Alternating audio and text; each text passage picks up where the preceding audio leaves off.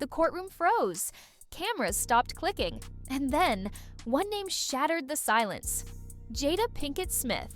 What she revealed wasn't just shocking, it was terrifying. A secret document, a pact that demanded silence beyond the grave, and a warning from Diddy himself. You'll regret it in the next life.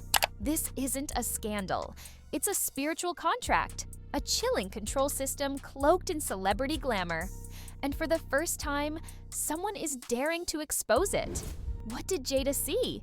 Why did she stay silent for 20 years? And what made her finally risk everything to speak now? Get ready.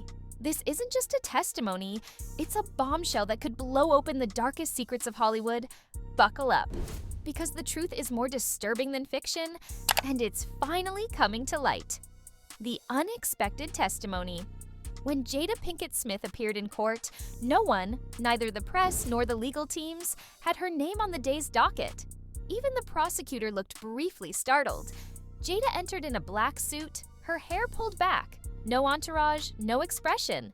She was here with a purpose, and that purpose was about to rock the courtroom. She told the jury that she'd been quietly following the case from day one. She'd read every testimony, every article. And when she heard former insiders describe strange contracts, silence agreements, and spiritual language, it all came back. The document she once thought was a joke now looked like a missing piece of a much bigger, more terrifying puzzle. "I'm not afraid anymore," she said. "I have to tell the truth." The meeting with Diddy. Jada recalled a meeting in 2004 at the Beverly Wilshire Hotel. Diddy had pitched it as a discussion about music and community philanthropy, but from the moment she arrived, the vibe was off. The lights were low, jazz played in the background. He offered her champagne. She declined. He spoke softly, but the mood was heavy, rehearsed. Then, without much talk, he handed her a black leather folder. No branding, no legal stationery. Just the words, "Loyalty Agreement," stamped at the top. Jada assumed it was a pitch deck or partnership contract, but what she found inside turned her stomach. What was in the document? The 7-page document wasn't legalese. It was something else. Spiritual, ominous. Phrases like submission of the soul, sacred transitions, and eternal compliance jumped off the page. It wasn't asking for money or intellectual property. It was asking for her. Mind, body, spirit. She paraphrased one part for the court. The undersigned agrees to uphold confidentiality not only in this life, but in all spiritual transitions thereafter. Another line described tests of loyalty, circles of silence, and ritual alignment with legacy. When she asked if this meant she'd be bound beyond death, Diddy allegedly smiled and said, "You're starting to get it." The threat. Jada handed the document back and said no. She told the jury that's when the room's energy changed. The music stopped. Diddy's tone turned cold. Then came the line that haunted her for 20 years. "You'll regret it in the next life." It wasn't a threat about this world. It felt cosmic, like a curse. She left the hotel trembling, barely able to start her car. But the fear never left. Years of silence. Jada stayed quiet for years, not because she was hiding something, but because she was scared. She told the jury she began noticing patterns. Actresses who vanished, insiders who went mute. Code words floated at Hollywood events. The upstairs room, midnight circle, bring your aura. She wrote about it in a private journal, then burned it. "I didn't even tell Will," she admitted. "Not for years. I didn't want to believe it myself." Other victims and the cult connection. Then came the real shock. Prosecutors produced 2 more loyalty agreements. One from a backup dancer, one from a former assistant.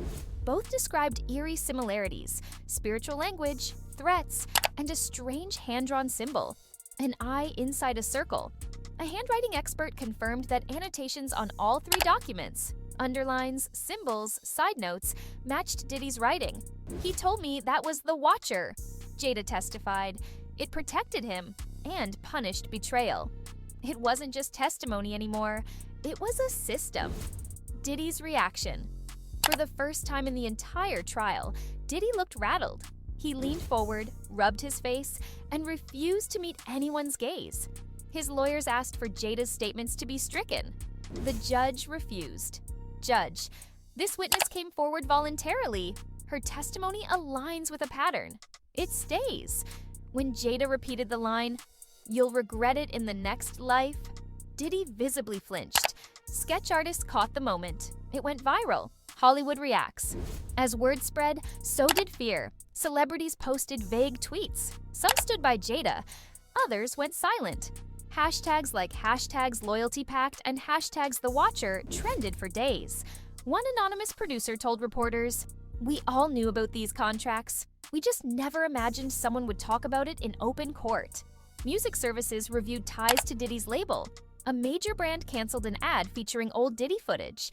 The ripple effect had begun. Jada's final message. As her testimony ended, the prosecutor gently asked if she had anything more to add. For the first time, Jada turned and looked straight at Diddy. "You told me I'd regret saying no," she said calmly. "But look around. You're the one on trial, not me." The gallery didn't gasp. They froze. The shift in energy was unmistakable. Power had just changed hands. Jada, once a silent witness, had become the voice of everyone too afraid to speak. She walked off the stand without looking back. She didn't need to. Her silence was no longer about fear. It was her final act of power. The aftermath and the movement. After her testimony, everything changed. Calls flooded into the prosecutor's office. Celebrities reached out, privately, cautiously. Some even offered to testify. Jada's bravery had cracked the dam. For the first time, others weren't just whispering. They were ready to speak. Investigators launched new subpoenas. Entertainment insiders began cooperating. Legal experts now call this Hollywood's loyalty cult trial. One said, "If proven true, this could eclipse even the Weinstein scandal." So now we ask you, what do you believe?